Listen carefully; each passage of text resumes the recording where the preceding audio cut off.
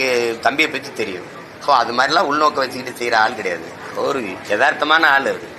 தொழுகைக்கு அதை வந்து நீங்கள் இஃப்தார் விருந்தில் கலந்துக்கிறீங்க நோன்பு திறப்பில் அப்படின்னா அது கூப்பிட்டுருப்பாங்க, போயிருப்பாங்க.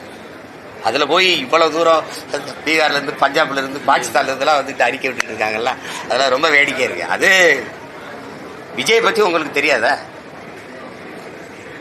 சொல்லுங்க, தெரியுமா தெரியாதா? இதெல்லாம் இது சும்மா ஏதோ சொல்லணும் பேசணுங்கிறதுக்காக பேசுறதுக்கெல்லாம் நம்ம பதில் பேசிட்டு இருக்க வேண்டியதில்லை. எனக்கு தனிப்பட்ட முறையில் தம்பியை தெரியும்.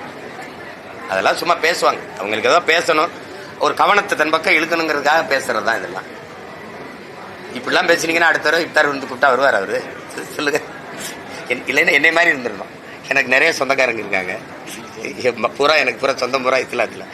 மச்சான் அப்படின்னு அனுப்பிடுங்க, மச்சா சித்தப்பா அனுப்பிடுங்க, நான் வீட்டில் குடிச்சுக்கிறேன். அங்கே போய் இந்த ஒரு நாள் இஸ்லாமிய வேஷம் போட்டு கஞ்சியை குடிச்சிட்டு தொப்பியை மாட்டிட்டு வந்து அந்த நாடகம் வந்து